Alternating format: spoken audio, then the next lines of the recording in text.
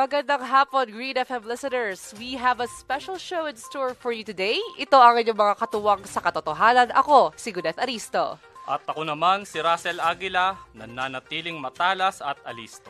Tinututukan kung ano ang peke at totoo. Ito ang Fact Checked. Fact Checked is a very new show pagdating sa Green FM. Wala pa ang show na to before. Bagong salang to. Kaya very excited ako na nasalang natin siya ngayong takeover ng DMJ. Oo. So, bakit siya Fact Check?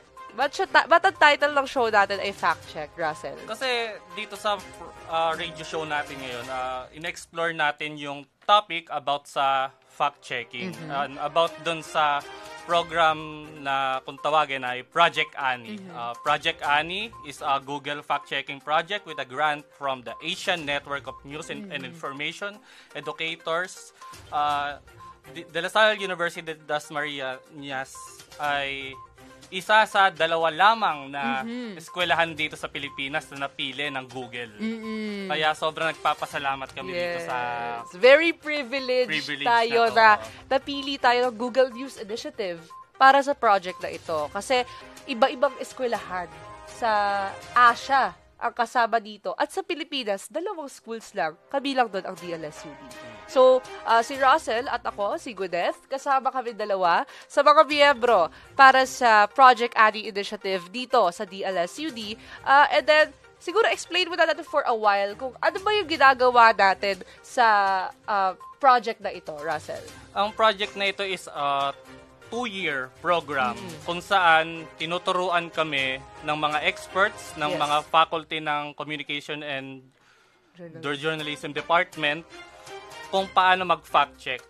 Kung ano yung mga format na gagamitin, katulad nung Truth Sandwich. Yes, pag-usapan natin yung mamaya. Tapos, ginagamit din natin yung kung ano yung mga rate or kung ano yung mga rating na kailangan gamitin pag magka-fact check. Kung ano yung mga tools na kailangan natin gamitin para malaman natin kung ano yung katotohanan dun sa mga claim na yun. Dahil ginagawa natin to, and Google initiated this project because fake news, the proliferation of fake news and disinformation is sobrang lala na.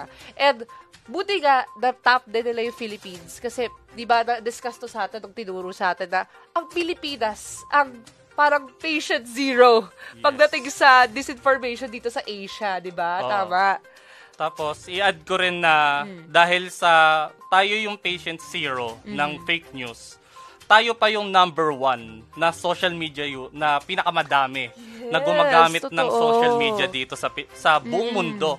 Hindi lamang sa Pilipinas, kundi pati talaga sa buong mundo. So talaga prone tayo sa fake news. Tapos dito, kung makikita natin, according sa survey na nilabas ng Pulse Asia, 9 out of 10 Filipinos believe that fake news is a problem.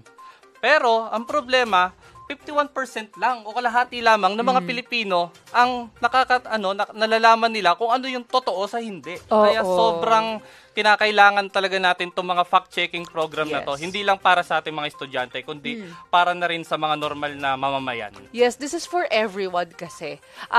Ang Google Project Ani or even other fact-checking projects na ginagawa dito sa Pilipinas, its purpose is not to para lang sa mga estudyante or ganito-ganyan.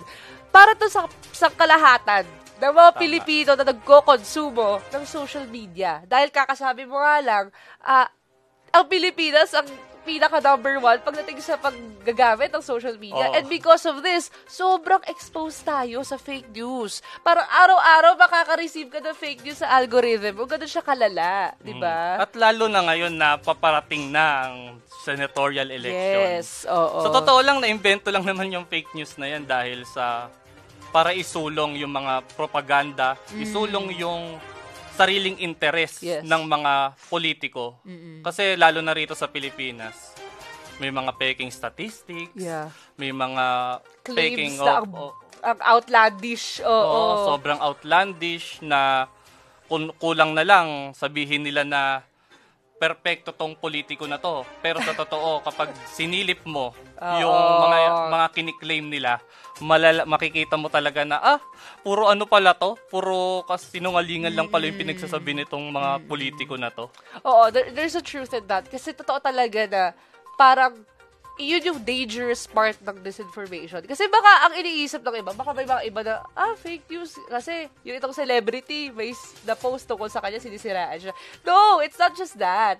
It really, ang epekto nito sa political na aspeto, sa social aspect ng society natin dito sa Pilipinas. Kasi like what you said, ginagamit nga siya for propaganda. Kasi, totoo naman talaga na, lalo na pag mga election season, sobrang dumadami ang pagsiwa or ang paglabas ng mga fake news dito sa ating bansa. Diba? Okay. Kaya nga asahan natin na yung mga part ng Project Ani, marami tayong gagawin sa mga susunod na buwan. Oo. Para pagod na agad ako. Kasi ang ginagawa natin sa Project Ani, ito para mas detailed tayo. Ang ginagawa natin sa Project Ani ay yung mga students na kasama dito sa project na to, we scour the social media regularly for fake news, and then we release articles, videos, ganyan, sa websites ng Green FM at ng CJD, Communication Journalism Department, para mawala itong or mapuksa at masiwalat yung katotohanan sa mga balitang to, 'di ba? So ayun nga, hindi naman talaga, sa totoo lang, hindi naman talaga trabaho ng mga netizens na mag-research, kasi hindi naman lahat ng tao, 'di ba, may oras para mag-research. Kaya kinakailangan talaga tong Project Ani para kahit tayo na lang yung magbigay sa kanila, tayo na lang yung magbigay sa kanilang easy way para malaman nila yung katotohanan. Katulad nito, itong ginawa kong fact check na matagal nang ginagamit to kahit ng mainstream media, kahit ng mga government agencies. Kaya nakakatakot eh. Okay, sige. Let's dive deeper into that, Russell. So, for this episode, hindi lang natin i-introduce si Project Ani. Na rin tayo, diretso na tayo, sumalang at mag-fact check ng something na maaaring apekto sa perspective ng mga tao sa social media. So, let's introduce kung ano nga ba yung laman nitong gusto nating i-fact check. Can you say something about that, Russell? Ang fact check ko is about sa isang website na kung tawagin na Numbeo. Since 2015 or 2016, matagal na tong ginagamit. Lalo na nung presidential elections. 2016 sa presidential elections nila Duterte.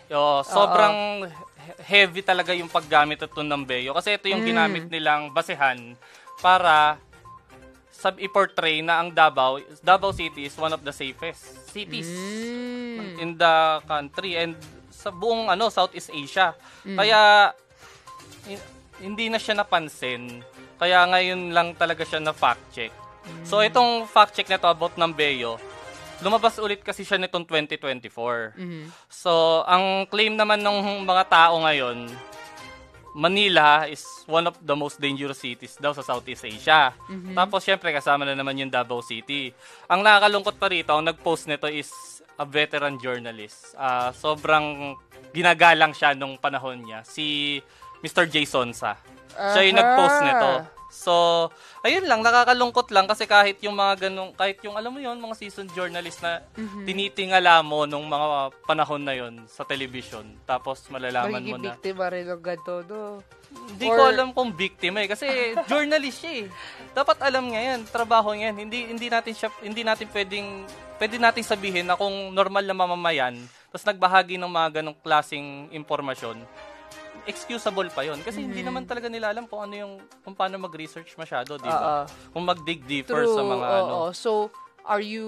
So parang merong responsibility ka rin kasi as a journalist. So parang very questionable ka na you're sharing something like this.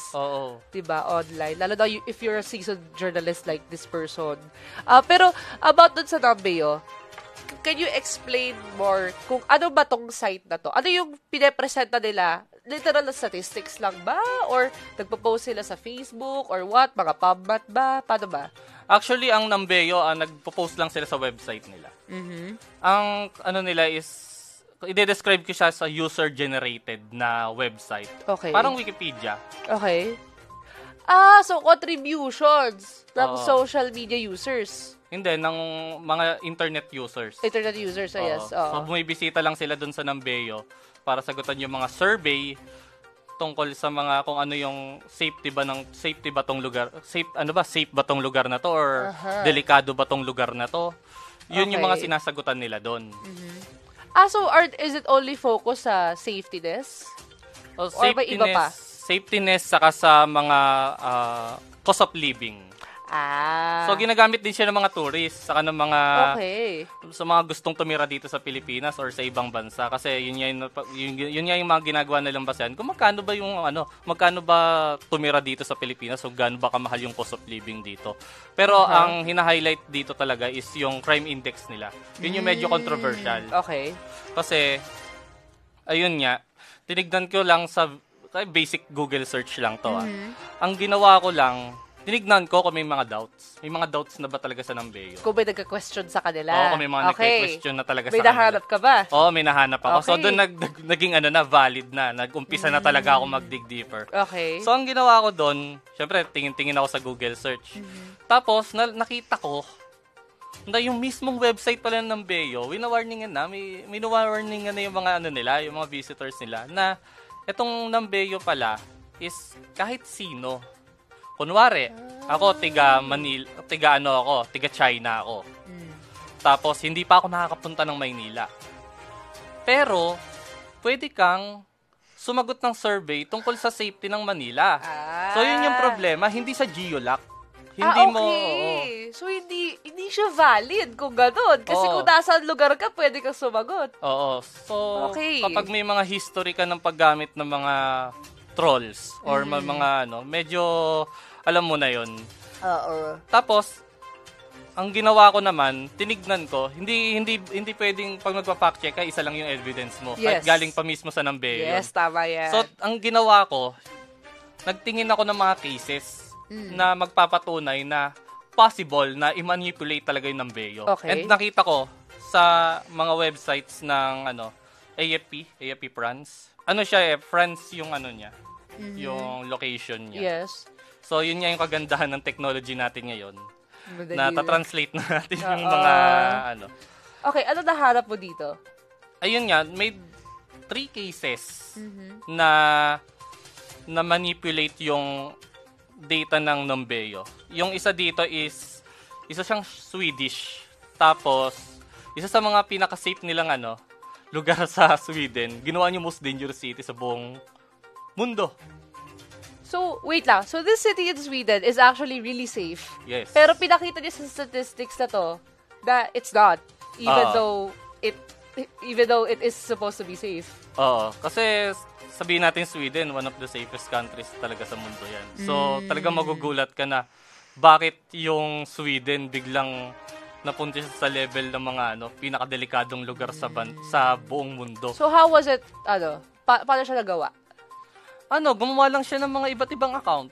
Gumawa lang siya ng gamit niya iba't ibang device. Napakadali lang kasi nakalagay nga doon sa Nambeyo, as long as meron kang internet connection, pwede ka sumagot dun sa survey, kahit na hindi ka bumisita rito sa lugar na to, pwede mong sabihin na safe tong lugar na to. Okay. But it was done through Nambeyo. Yes. Ito sa Sweden. Okay, so besides that, meron pa bang iba na cases na parang na-manipulate nila yung results kahit hindi naman talaga yun yung reality? Besides doon? Meron pa, pero sa Sweden din siya Sa totoo lang Parang yung Sweden talaga yung lagi nila. Saka yung France. Meron palang isang naglabas yung police department ng France noon na wina-warningan yung mga user na parang minamanipulate talaga yung data. So dito sa Pilipinas kasi ang problema, kasi dahil sa positive nga, kunwari sa Davao City nga, yung most safe, pinaka-safe daw na lugar ang Davao. Wala naman akong bias sa Davao. Pero matagal na yung sinasabi ng mga tao ever since Duterte's administration, di ba? Oo, pero yung kasi yung basehan nila. Yun yung ginagamit nila sa statistics nila, which is mali. Kaya, ayun nga. So, how was it proven wrong? Na yung stats pala ng Nambeyo is wrong pagdating dun sa Manila or sa Davao? Or hindi pa ba siya totally napaprove? Hindi naman natin siya kailangang kasi doon pa lang sa user-generated Yeah. Doon pa lang sa mga cases na may manipulation na. So, possible din dito sa Pilipinas. Ang dami-dami nating rito, internet users dito. Yes. Saka, kailangan kasi natin gamitin is yung official statistics Yes. mula sa PNP. Ang problema kasi, huling naglabas ng top 10 ang PNP 2015 pa or 2016. Pakatagal. Oh my God. Yun yung top 10 nila, which is galing yun sa Rappler, yung statistics na yun. Okay. Tapos parang nirepost lang nila yung galing sa PNP. Okay. Ang Davao hindi siya top 1. Hindi ko nakalimutan ko yung top 1 pero hindi siya yung top 1. So yung danger talaga pala nito is that dahil nga user heavy yung pagkuha ng statistics ng Numbeo, hindi siya hindi naman sa hindi siya valid, pero yung ibang factors hindi nakikip in mind. Kasi, pwede mong sabihin na, okay, nakatira ka sa Davao, safe ka. Pero, paano yung, kumari may isang tao na walang internet, pero sobrang unsafe niya dun sa lugar na yun. Pero hindi siya or hindi niya alam yung existence ng Numbeo. How will they, input that data, that statistic, at paano siya makakount? Diba? So, yun yung questionable part about it, diba? Saka yun nga yung malaking problema. Kasi ang safety is depende sa tao yan eh. Yes. Malay mo, pumunta ka ng Davao, tapos nasa loob ka lang pala ng hotel. Diba? Nasa loob ka lang pala ng hotel. Or pumunta ka ng NCR, tapos nandun ka lang sa BGC. Walang basis yung safety na sinasabi diba? natin. Kasi kung experience lang talaga natin yan, hindi talaga siya pwedeng marami kasing factor yan eh. Marami siyang kailangan pagbasihan para masukat talaga natin kung ano yung crime. And ayun nga, nakakalungkot nga. Kasi kahit PNP mismo, yun yung ginagamit nila. Yun yung so Philippine National Police, PNP, is using Numbeo. Oo. Stats from Numbeo. Naglabas sila noong June 19, 2024 ng article very recent, a few months ago lang. Oo. Naglabas sila ng PRO 11, Region 11 ng nakalagay dito na ang Davao City daw ay ikalawang pinakaligtas na syudad sa buong Southeast Asia. Okay. So dito pa lang nakalagay nga rito, proud sila na i-announce na ang Davao City ang ikalawa sa pinakaligtas na lugar or pinaka-safe na lugar sa Southeast Asia ayon sa Numbeo. Yun nga ang problema dito. Bakit ito yung pagbabasihan mo? May sarili kang data eh. Ikaw na mismo yung opisina. Especially kung police. Ikaw yung opisina. Hindi ba dapat originally galing sa inyo ang statistics na ito? Oo, dapat ang pinagbasihan nila rito, hindi Numbeo, dapat sariling statistics nila. Galing. Hindi sa government, sa police agencies. Oo, tapos, ang rito, nilagay rin naman nila yung data nila rito. Pero yung drop lang. Pero hindi ito yung ginawa nilang basihan para sabihin na ang Numbeo ang ikalawa sa safest cities sa Southeast Asia. Kasi parang questionable lang ka ng Numbeo as a website. So why are you, as a government agency, using it for your own stats? Hindi ba dapat galing yun sa'yo?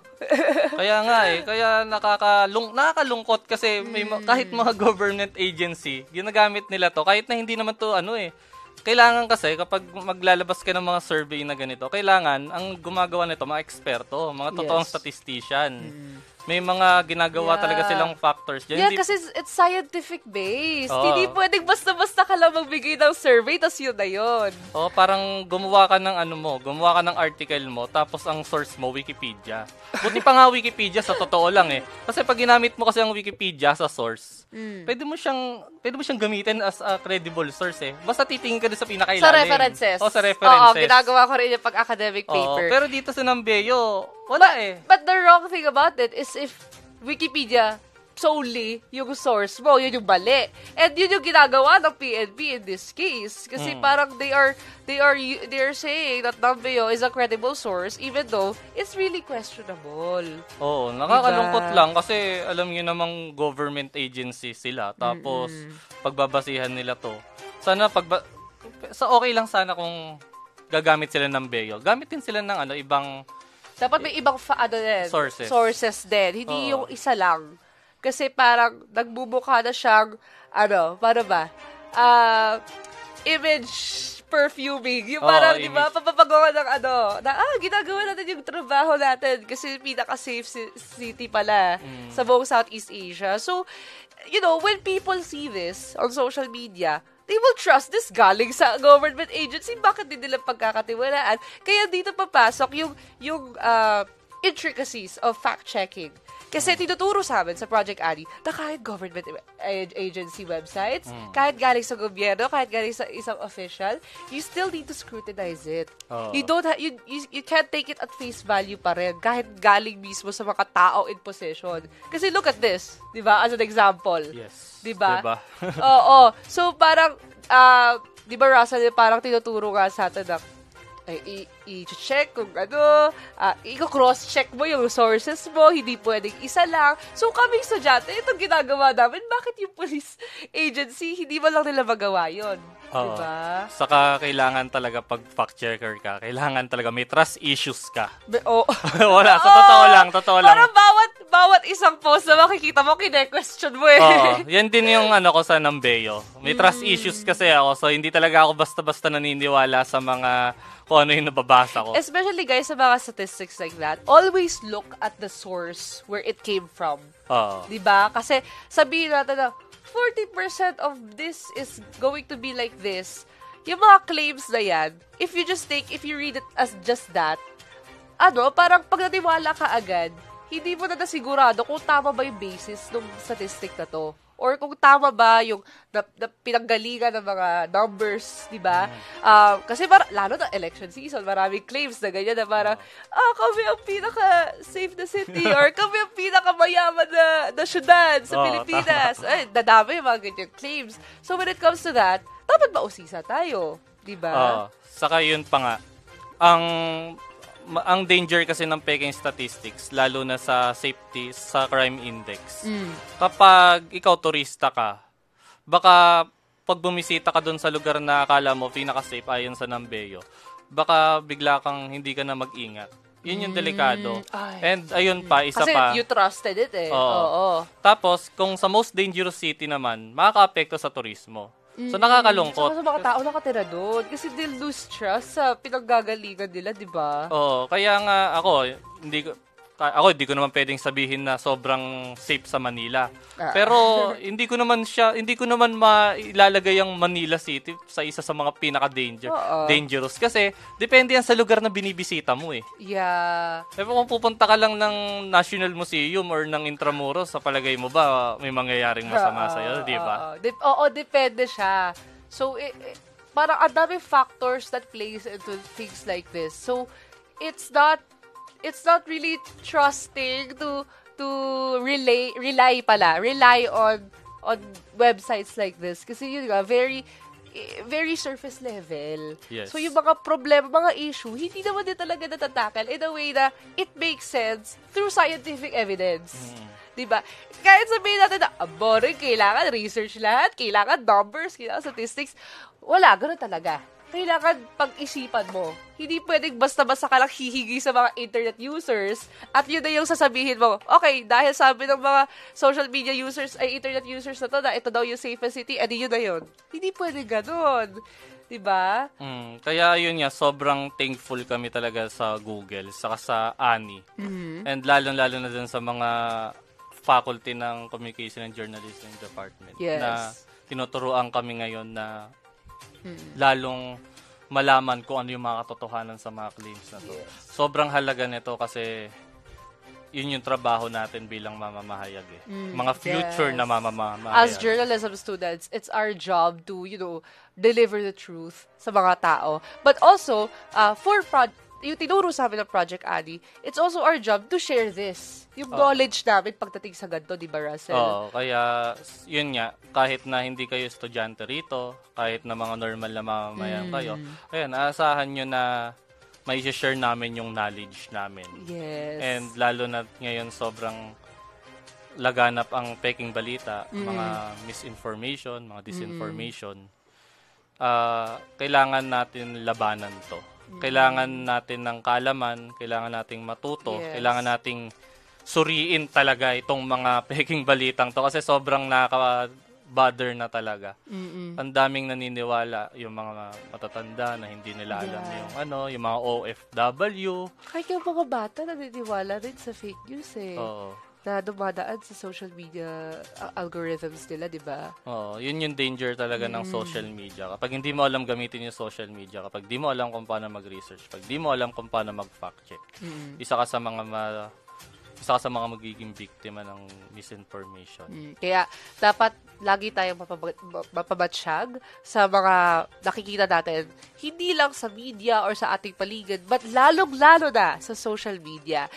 Kaya yun yung trabaho namin bilang mga journalism students and future practitioners of the field, and also dito sa Project Annie as fact-checkers. This is our job. But also, it's our job to share this knowledge. Kaya ginagawa natin to para hindi lang kami ang may alam sa kung ano yung totoo at peke. Dapat lahat.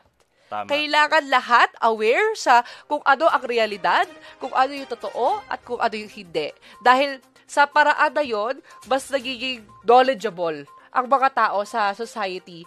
Ibig sabihin yan, kapag mas knowledgeable tayo, mas maayos tayong bumoto. Mas diba? maayos tayong bumoto. Mas maayos tayong gumawa ng mga polisiya. Diba? Tama. So, it's a domino effect. And it starts with us. To be honest, diba? Kasi itong mga ganito, hindi natin siya agad-agad makokontrol. So, it starts with us and being knowledgeable and being mapanuri.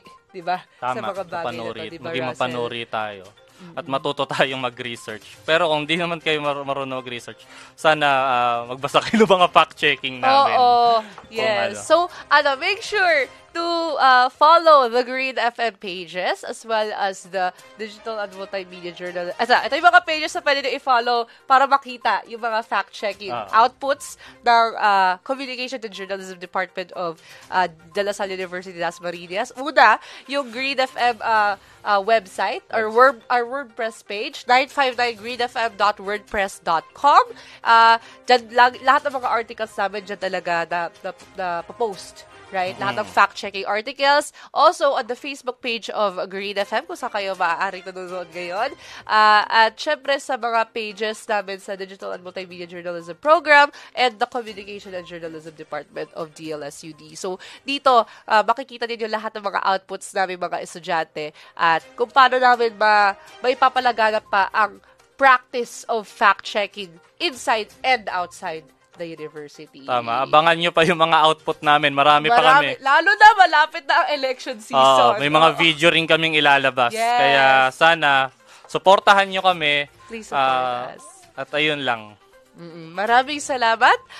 And I think we're out of time. So, let's wrap it up. Maraming salamat sa pakikinig. I hope that our listeners learned something about fact-checking. And, to be not so trusting about everything we see on social media at even sites like this that we discussed ay dapat sinusuri natin ng maayos. Tama. And that's where we'll end the discussion for today. Once again, ito ang inyong mga katuwang sa katotohanan. Ako, si Gudet Aristo. At ako naman, si Russell Aguila, laging matalas at alisto. Tutukan kung ano ang peke at totoo. Muli, ito ang Fact Check. Thank you so much.